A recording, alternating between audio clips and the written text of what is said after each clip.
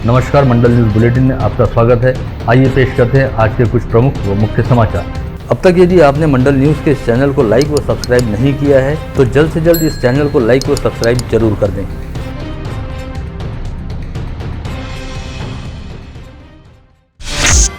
राज्य में अब तक शालाओं को शुरू करने के बारे में निर्णय लेने की जिम्मेदारी जिलाधीश कार्यालय व मनपा प्रशासन पर सौंपी गई थी। इसके चलते राज्य के कुछ शहरों में शालाएं शुरू हैं, वहीं कई स्थानों पर प्रशासन द्वारा निर्णय नहीं लिए जाने की वजह से शालाएं बंद पड़ी हैं। साथ ही इन दिनों कोविड वायरस के नए वेरिएंट का खतरा भी मंडरा रहा है। ऐसे में अब राज्य के सभी शहरों व ग्रामीण क्षेत्रों में शालाओं को खोलने के संदर्भ में राज्य सरकार द्वारा राज्य स्तर पर निर्णय लिया जाएगा। इस आशय की जानकारी राज्य के उप मुख्यमंत्री अजित पवार द्वारा दी गई है। आज पुणे में पत्रकारों के साथ चर्चा करते हुए उपरोक्त जानकारी देने के साथ ही उप मुख्यमंत्री अजित पवार ने कहा कि स्वास्थ्य विभाग जैसी बड़ी व महत्वपूर्ण परीक्षा को राज्य लोक सेवा आयोग यानी एमपीएससी के जरिए लेना असंभव है। साथ ही उन्होंने यह भी कहा कि पेपर लीक मामले में जो भी दोषी होंगे उन्हें ऐसी सजा दी जाएगी कि आगे चलकर कोई भी पेपर लीक करने की हिम्मत नहीं करेगा। राज्य परिवहन निगम को सरकारी सेवा में शामिल किए जाने की मांग को लेकर विगत एक माह से एसटी कर्मचारियों द्वारा हड़ताल की जा रही है, जो सरकार की ओर से वेतन वृद्धि दिए जाने के बावजूद भी जारी है। ऐसे में राज्य सरकार द्वारा एसटी के अब तक करीब 10,000 कर्मचारियों को निलंबित किया जा चुका है। वहीं राज्य के परिवहन मंत्री अनिल परब ने एक बड़ी घोषणा करते हुए कहा कि निलंबित किए गए कर्मचारी यदि सोमवार तक काम पर वापस लौट आते हैं तो उनके निलंबन को वापस ले लिया जाएगा। साथ ही हड़ताली कर्मचारियों को काम पर लौट आने का एक और अवसर प्रदान करते हुए उन्होंने कहा कि सोमवार तक हड़ताली कर्मचारियों के खिलाफ मेस्मा कानून के तहत कोई कार्रवाई नहीं की जाएगी, लेकिन यदि सोमवार के बाद भी हड़ताल जारी रहती है तो हड़ताली कर्मचारियों के खिलाफ सरकार द्वारा कड़े कदम उठाए जाएंगे। अकोला, बुल्ढाना, वाशिम स्थानीय स्वायत्त संस्था निर्वाचन क्षेत्र में विधान परिषद की सीट हेतु आज कराए गए चुनाव में अंतिम समय तक 98.30% मतदाताओं द्वारा अपने मताधिकार का प्रयोग किया गया। इस चुनाव में 387 पुरुष मतदाताओं में से 379 तथा 435 महिला मतदाताओं में से 429 ऐसे कुल 822 मतदाताओं में से 808 मतदाताओं द्वारा अपने मताधिकार का प्रयोग किया गया है। यह जानकारी निर्वाचन निर्णय अधिकारी नीमा अरोरा द्वारा दी गई है। इस सीट से विधान परिषद में पहुंचने हेतु शिवसेना के मौजूदा विधायक तथा महाविकास आघाड़ी के प्रत्याशी गोपी किशन बाजोरिया तथा भाजपा प्रत्याशी वसंत खंडेलवाल के बीच सीधी टक्कर हो रही है। 2 दिन पूर्व तमिलनाडु के कुन्नूर जिले में नीलगिरी पर्वतों के बीच हेलीकॉप्टर क्रैश की वजह से हवाई हादसे का शिकार हुए देश के chief of defence staff general Vipin Rawat एवं उनकी पत्नी मधुलिका रावत का आज राजधानी नई दिल्ली में बेहद शोकाकुल वातावरण के बीच अंतिम संस्कार किया गया। इससे पहले अमरावती जिले की सांसद नवनीत राणा ने जनरल विपिन रावत के निवास स्थान पर पहुंचकर दिवंगत रावत पति पत्नी को अपनी श्रद्धांजलि अर्पित की। विगत 12 व 13 नवंबर को अमरावती शहर में हुई हिंसा, तोड़फोड़ व आगजनी की घटनाओं को देखते हुए पुलिस आयुक्तालय क्षेत्र में कानून व व्यवस्था की स्थिति को अबाधित रखने हेतु कर्फ्यू लागू किया गया था। पश्चात हालात सामान्य होने के बाद शहर पुलिस आयुक्त डॉक्टर आरती सिंह ने 24 नवंबर से दिन के कर्फ्यू को खत्म कर रोजाना रात 11 से दूसरे दिन सुबह 7 बजे तक नाइट कर्फ्यू जारी रखने का आदेश दिया था। वहीं अब चूंकि शहर में हालात पूरी तरह से सामान्य हो चुके हैं, अतः वातावरण को भयमुक्त करने हेतु सीपी आरती सिंह ने 11 व 12 दिसंबर की दरमियानी रात 12:01 से कर्फ्यू को पूरी तरह से शिथिल करने का आदेश जारी किया है। ऐसे में आज रात 11 से कल सुबह 7 बजे तक कर्फ्यू लागू रहेगा। वहीं कल से शहर पूरी तरह से कर्फ्यू मुक्त हो जाएगा। चांदू रेलवे धामनगांव रेलवे निर्वाचन क्षेत्र के विधायक प्रताप अड़सड़ ने जिलाधीश को भेजे गए एक पत्र में कहा है कि इन दिनों धामनगांव रेलवे व चांदू रेलवे तहसील क्षेत्र में बड़े धड़ल्ले के साथ रेती की तस्करी हो रही है, किंतु इस पर राजस्व विभाग की ओर से कोई अंकुश नहीं लगाया जा रहा। ऐसे में यदि प्रशासन द्वारा रेत तस्करों पर योग्य कार्रवाई नहीं की जाती तो ग्रामवासियों के साथ मिलकर वे खुद रेती तस्करी करने वाले ट्रकों व ट्रैक्टरों को जब्त करने की कार्रवाई करना शुरू करेंगे। वहीं ओबीसी आरक्षण को लेकर भाजपा विधायक प्रताप अड़सड़ द्वारा कहा गया कि कुछ दिन पूर्व ही उन्होंने ओबीसी आरक्षण को लेकर अमरावती में एक पत्रकार परिषद बुलाकर जो डर बताया था आखिरकार वह सच साबित हुआ है। 9 माह पहले जब सुप्रीम कोर्ट में ओबीसी आरक्षण को लेकर उम्मीद से विपरीत फैसला आया था, उस समय भी पूर्व मुख्यमंत्री देवेंद्र फडणवीस ने सरकार से तत्काल एम्पिरिकल डाटा संग्रहित कर कोर्ट में पेश करने हेतु कहा था, किंतु राज्य की महाविकास आघाड़ी सरकार ने इस विषय को गंभीरता पूर्वक नहीं लिया। ऐसे में अंततः वही हुआ जिसका डर था।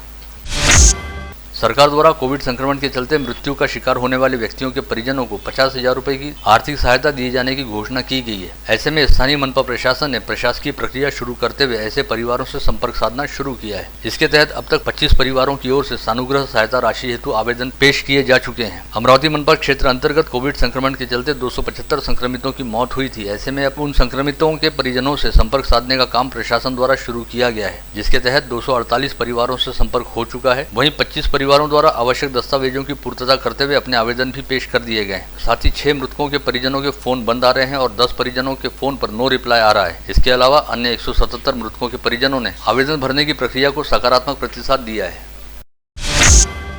इस समय पूरी दुनिया में कोविड वायरस के ओमिक्रॉन नामक नए वेरिएंट का खतरा व्याप्त है। ऐसे में केंद्र व राज्य सरकार द्वारा नई गाइडलाइन जारी की गई, जिसके मद्देनजर कोविड प्रतिबंधात्मक उपायों को एक बार फिर कड़ाई के साथ लागू किया जा रहा है। इसके तहत स्थानीय प्रशासन द्वारा भी तमाम आवश्यक कदम उठाए जा रहे हैं और लोगों से बार बार मास्क, सैनिटाइजर व सोशल डिस्टेंसिंग के नियमों का पालन करने के संदर्भ में आह्वान किया जा रहा है। साथ ही भीड़भाड़ वाले स्थानों पर कहीं पर भी कोविड त्रिसूत्री नियमों का उल्लंघन होने पर प्रशासन द्वारा संबंधितों के खिलाफ कड़ी कार्रवाई की जा रही है। इसी कड़ी में गत रोज निगमायुक्त प्रशांत रोड़े के निर्देश पर मनपा उपायुक्त नरेंद्र वानखड़े के नेतृत्व में मनपा एवं पुलिस महकमे के संयुक्त पथक द्वारा साइंसकोर मैदान पर चल रहे उत्सव मेले में निरीक्षण किया गया और मेले में मौजूद लोगों को कोविड त्रिसूत्री नियमों के पालन को लेकर जागरूक किया गया। ओमिक्रॉन नामक वेरिएंट के नए खतरे को देखते हुए सरकार की ओर से जारी की गई नई गाइडलाइन का असर संत गाड़गे बाबा अमरावती विद्यापीठ की ओर से आयोजित किए जाने वाले 4 दिवसीय युवा महोत्सव पर भी पड़ सकता है। इस महोत्सव का आयोजन करना है अथवा नहीं, इस संदर्भ में निर्णय लेने हेतु आगामी 13 दिसंबर को विद्यापीठ में विद्यार्थी विकास विभाग की बैठक आयोजित की जा रही है, जिसमें सरकारी गाइडलाइन को देखते हुए युवा महोत्सव को रद्द करने के संदर्भ में निर्णय लिया जा सकता है। विगत 1 माह से चल रही कर्मचारियों की हड़ताल के चलते राज्य परिवहन निगम के तमाम समीकरण व नियोजन पूरी तरह से बिगड़ गए हैं, लेकिन अब धीरे धीरे गतिरोध दूर होने लगा है। इस समय रोजाना 25 बसों की 40 से 45 फेरियां शुरू हो गई हैं, जिनके जरिए अमरावती आगार को रोजाना 1 लाख रुपए की राजस्व प्राप्ति हो रही है। अमरावती आगार अंतर्गत अब तक कुल 350 कर्मचारी हड़ताल छोड़कर काम पर लौट आए हैं। वहीं अमरावती विभाग में रापनी के 399 कर्मचारी निलंबित किए जा चुके हैं। साथ ही कई कर्मचारियों के खिलाफ सेवा समाप्ति की कार्रवाई की गई है। इसके अलावा कई कर्मचारियों के विभागांतर्गत तबादले किए गए हैं। स्थानीय नीलकंठ व्यायाम मंडल के पूर्व अध्यक्ष, इतिहासकार व लोक नेता स्वर्गीय बापू साहब कारंजकर की स्मृति में नीलकंठ चौक पर बनाए जाने वाले स्मृति भवन के सभागार के निर्माण काम का कल शनिवार 11 दिसंबर को सुबह 9:30 बजे भूमि पूजन किया जाएगा। पूर्व महापौर और क्षेत्र के पार्षद विलास इंगोले की प्रमुख उपस्थिति में इस निर्माण कार्य का भूमि पूजन जिला पालक मंत्री यशोमती ठाकुर के हाथों होगा। राज्य के जलापूर्ति और स्वच्छता विभाग के प्रधान सचिव संजीव जायसवाल आज अमरावती जिले के दौरे पर पहुंचे और उन्होंने स्थानीय संभागीय आयुक्त कार्यालय में आयोजित बैठक में जल जीवन मिशन, स्वच्छ भारत मिशन, भूजल योजना के तहत किए जा रहे कामों की समीक्षा की। इस समय संभागीय राजस्व आयुक्त पीयूष सिंह ने प्रधान सचिव जायसवाल का पुष्पगुच्छ देकर स्वागत किया। पश्चात संबंधित अधिकारियों से प्रधान सचिव जायसवाल द्वारा आवश्यक ब्यौरा प्राप्त करने के साथ ही उन्हें जरूरी दिशा निर्देश दिए गए।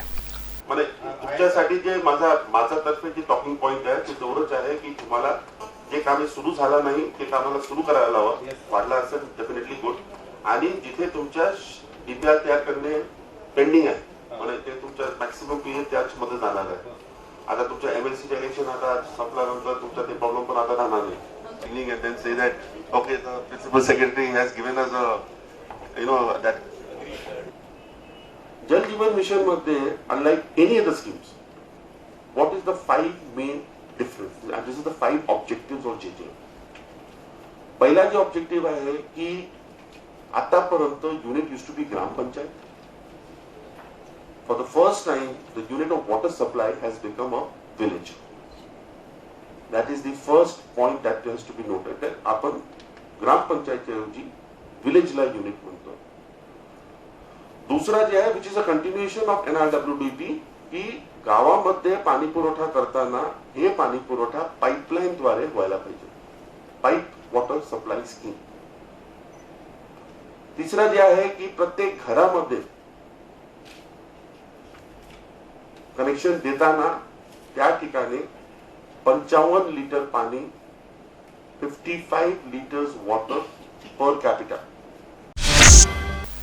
प्रतिवर्ष 1 दिसंबर को वैश्विक स्तर पर विश्व एड्स दिवस मनाया जाता है। इसके मद्देनजर जिला एड्स प्रतिबंध व नियंत्रण विभाग द्वारा इस बीमारी को लेकर जनजागृति करने हेतु आज शुक्रवार 10 दिसंबर को शहर में भव्य बाइक रैली का आयोजन किया गया था। इस समय जिलाधीश पवनीत कौर ने हरी झंडी दिखाते हुए इस बाइक रैली का शुभारंभ किया। साथ ही HIV हेल्प नंबर 1097 का उद्घाटन भी किया। आम्ही आरोग्यपूर्ण जीवन जगू आणि माझे आणि माझ्या जवळच्या सर्वांचे HIV पासून संरक्षण करू।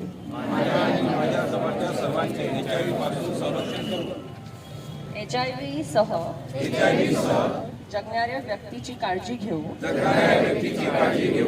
त्यांना मदतीचा हात देऊ,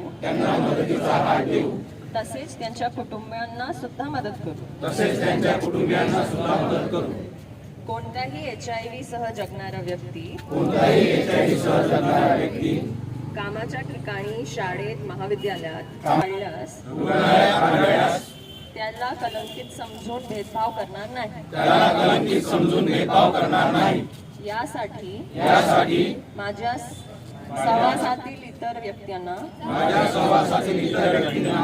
HIV संबंधित माहिती देण्यास मदत करेल. कोणताही HIV सहजणारी व्यक्ती मानव अधिकारापासून वंचित राहणार नाही याची काळजी घेईल. कौंडन्यपुर स्थित श्री रुक्मिणी विदर्भ पीठ में विगत सोमवार 6 दिसंबर से जगतगुरु रामानंदाचार्य स्वामी राम राजेश्वराचार्य के जन्मोत्सव और रुक्मिणी महोत्सव का आयोजन किया गया है. आगामी 12 दिसंबर तक चलने वाले इस महोत्सव अंतर्गत कल शनिवार 11 दिसंबर को भक्तिमय कार्यक्रम का आयोजन रात 9 बजे आयोजित किया गया है. इसके तहत रात 12 बजे स्वामी राम राजेश्वराचार्य का जन्मोत्सव मनाया जाएगा. वहीं 12 दिसंबर की सुबह 8 से 11 बजे तक कौंडन्यपुर में माता रुक्मिणी देवी की रथ यात्रा व भागवत शोभा यात्रा का आयोजन किया गया है. इसके बाद दोपहर को भक्तिमय रसरंग कार्यक्रम में ख्यातनाम गायिका वैशाली माडे भी उपस्थित रहेंगी. शेतकरी संगठन के पदाधिकारियों द्वारा यहां बुलाई गई पत्रकार परिषद में कहा गया कि अपने जीवन के करीब 37 वर्ष किसानों की भलाई के लिए खर्च करते हुए लगातार केंद्र व राज्य सरकारों के साथ संघर्ष करने वाले किसान नेता व शेतकरी संगठन के संस्थापक अध्यक्ष शरद जोशी के स्मृति दिवस अवसर पर कल 12 दिसंबर को सुबह 9 बजे समूचे महाराष्ट्र राज्य के गाँव-गाँव में युवा व किसान जनजागृति कार्यक्रम का आयोजन किया जाएगा. 1 डिसेंबरपासून एक प्रचार फेरी सुरू केली ती 12 डिसेंबरला त्याचं समारोप होणार आहे. या प्रचार फेरीमध्ये गावागावात जाऊन सुमारे 50 गावं आमची आजपर्यंत पार पडली. या गावांमध्ये जाऊन शेतकऱ्यांचे जे काही शेती वीज बिलाबद्दलचे काही प्रश्न आहेत या पंपाबद्दल या वीज बिलाबद्दल तक्रारी ऐकून घेण्यात आल्या आणि त्यांना सूचना त्यांना फॉर्म देण्यात आले. ते फॉर्म शेतकरी भरून घेणार आहे आणि त्याच्यामध्ये अनेक त्रुटी आहेत. जसं मीटर नसणे, काही ठिकाणी मीटर लावणे न लावणे, काही ठिकाणी विजेचं कनेक्शन दिल्याचा अर्ज आहे पण तिथे वीज कनेक्शन अजून आलं नाही पण त्याला बिल येऊन गेलं, त्याच्या नावानं मीटर लागलं पण ते शेतात न लावता येईल.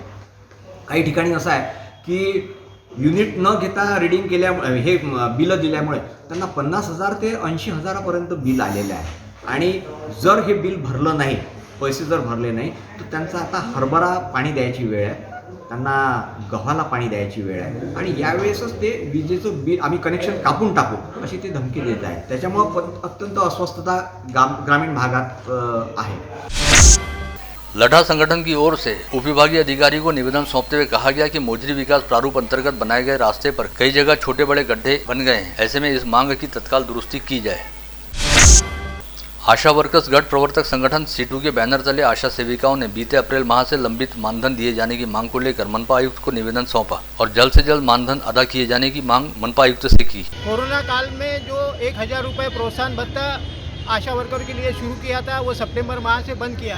कोरोना की तीसरी लाट दस्तक दे रही है और ऐसे वक्त जो कोरोना योद्धा करके आशा वर्कर को सुविधा देना चाहिए, उनको सरकारी कर्मचारी का दर्जा मिलना चाहिए. इसलिए पूरे देश भर में आज विरोध दिन है और महानगर पालिका ने अपने बजट में 1,000 रुपये की बढ़ोतरी इनको खुद के फंड से देने का किया था, घोषणा की थी, लेकिन नवंबर से वो लागू किया. हमारी मांग है कि अप्रैल माह से आशा वर्कर को जिस तरह से फंड मंजूर किया है उस तरह से उनको देना चाहिए. उनके ऊपर ये अन्याय है. इसलिए आज पूरे आशा वर्कर ने काली फीत लगाकर काम कर अपनी जिम्मेदारी पूरी निभाते हुए विरोध दिन आज किया. विगत 24 घंटे के दौरान जिले में 2 लोग कोविड संक्रमित पाए गए हैं. इस समय जिले में कुल 13 एक्टिव पॉजिटिव मरीज हैं, जिनमें मनपा क्षेत्र के 11 तथा ग्रामीण क्षेत्र के 2 मरीजों का समावेश है. इनमें से 5 मरीज कोविड अस्पताल में भर्ती हैं. वहीं मनपा क्षेत्र में 7 तथा ग्रामीण अस्पताल में 1 मरीज को होम आइसोलेशन में रखा गया है. साथ ही आज समूचे संभाग में कोविड के 4 नए संक्रमित मरीज पाए गए, जिनमें यवतमाल व बुल्ढाना के 1-1 मरीज का समावेश रहा. वहीं बीते 24 घंटे के दौरान संभाग में 9 मरीज कोविड मुक्त हुए, जिनमें अकोला के 6, यवतमाल के 1 तथा वाशिम के 2 व्यक्तियों का समावेश है. 2 दिन पूर्व बुधवार 8 दिसंबर की शाम स्थानीय होटल ग्रैंड महफिल में एक विवाह समारोह के तहत आयोजित संगीत संध्या के दौरान करीब 6.25 लाख रुपयों के गहनों से भरी पर्स को चुरा लेने वाले चोर को अकोला में ऐसी ही वारदात को अंजाम देते समय अकोला पुलिस द्वारा गिरफ्तार किया गया. इसकी जानकारी मिलने के बाद इस चोर को अपने कब्जे में लेने के लिए सिटी कोतवाली पुलिस का दल तुरंत अकोला के लिए रवाना हुआ है. इस चोर ने अकोला में भी चोरी की वारदात को अंजाम देते हुए वही कपड़े पहने हुए थे जिन कपड़ों में उसने होटल ग्रैंड महफिल में चोरी की थी और ग्रैंड महफिल में चोरी करने वाला शख्स सीसीटीवी फुटेज में दिखाई दिया था, जिसका हुलिया व कदकाठी अकोला में पकड़े गए शख्स के बिल्कुल समान थे. ऐसे में सिटी कोतवाली थाने का डीबी पथक तुरंत ही उस चोर को अपने कब्जे में लेने हेतु अकोला रवाना हुआ है. हैदराबाद से रेड्डीज नामक दवा कंपनी द्वारा उत्पादित दवाइयों के बक्से लेकर नागपुर की ओर निकले एक कंटेनर को बुधवार की रात यवतमाल जिले के पांढरकौड़ा के निकट मराठवाखड़ी में हाईवे पर लूट लिया गया। इस घटना को अंजाम देते समय लुटेरों ने कंटेनर में सवार दोनों ड्राइवरों के हाथ पर बांधकर दोनों को पास ही स्थित खेत में ले जाकर फेंक दिया। पश्चात इस कंटेनर को थोड़ी दूरी पर ले जाकर इसमें रखे दवाइयों के स्टॉक को दूसरे ट्रक में भरकर लुटेरे फरार हो गए। घटना की जानकारी मिलते ही पांढरकौड़ा पुलिस मौके पर पहुंची और कंटेनर से कितने रुपए मूल्य की दवाइयां लूटी गई इसका हिसाब लगाना शुरू किया। इस समय तक दवा कंपनी के अधिकारी भी पांढरकौड़ा पुलिस थाने पहुंच चुके थे।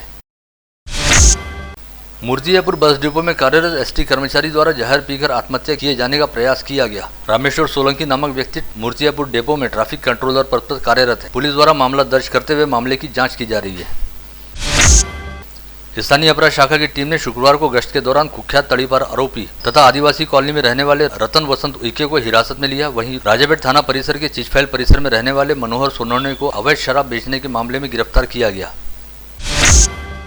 शहर के न्यू पैराडाइज कॉलोनी में रहने वाले मुख्याध्यापक के बेटे को पार्ट टाइम जॉब दिलाने के नाम पर 2 लाख रुपए से ठगे जाने का मामला सामने आया है। मुख्याध्यापक मोहम्मद यूनुस मोहम्मद हनीफ के बेटे को विगत 4 दिसंबर को मोबाइल से क्लाउड बिग डेट टेक्नोलॉजी के धारक ने पार्ट टाइम जॉब के संदर्भ में मैसेज भेजा था, जिसे मोहम्मद यूनुस के बेटे ने प्रतिसाद दिया। इसके पश्चात अज्ञात आरोपी ने पार्ट टाइम जॉब के नाम का ऑर्डर व टास्क पूरा करने के बहाने अलग अलग कारण बताते हुए UPI ID पर 2,04,000 रुपए ट्रांसफर करा लिए।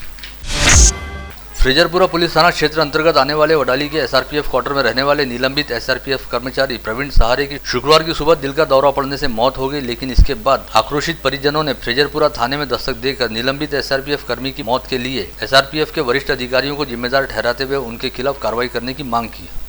2019 मध्ये झारखंड कंपनी गेली होती बंदोबस्तासाठी इलेक्शन होतं। तिथं आपशी दोघं मित्रांमध्ये वाद झाला। त्या वादाचा एवढा मोठा इश्यू करण्यात आला का ते 2-3 वर्ष झाले त्या गोष्टीला ते प्रकरण आता उघडकीत आणलं आणि त्याच्यावरून त्या माणसावर डी बसवली। डी बसून त्या आमच्या चौकशीमध्ये त्याच्यावर गुन्हा मान्य केला आणि माझ्या नवऱ्याला 9 महिने झाले डिसमिस करण्यात आलं। त्याच्यामुळे त्या मानसिक त्रासामुळे आज माझ्या नवऱ्याला हात धुवून बसावं लागलं आणि लहानची मुलगी आहे, मला न्याय मिळवून द्या। तुझं काही नाही पाहिजे मला त्याच्यापासून। 2 दिवसापूर्वी कोणी टॉर्चर केलं त्यांना? सांगे नाही पण विचारात राहत होते ते। घरी येऊन विचारू का झालं, काही नाही, जीवनातून उठला आपण, विद्या जीवनातून उठला आपण असे सांगायचे। पण कोण का म्हणत होते कोण काही नव्हते, म्हणणारे लोक असे म्हणत राहायचे। सांगे नाही घरी पण टेन्शन घेते म्हणून। कोल्हापुरी गेट पुलिस ने सिंघानिया इंडस्ट्रीज फैक्ट्री में सेंधमारी करने वाले महाजनपुरा परिसर निवासी आरोपी रवि चपारिया को आज हिरासत में लिया और उसके पास से चोरी का पूरा माल भी बरामद किया। आप देख रहे थे मंडल न्यूज बुलेटिन। हमारे चैनल को लाइक करें, शेयर करें और हाँ, सब्सक्राइब करना ना भूलें। कल होगी आपसे फिर मुलाकात, तब तक के लिए धन्यवाद।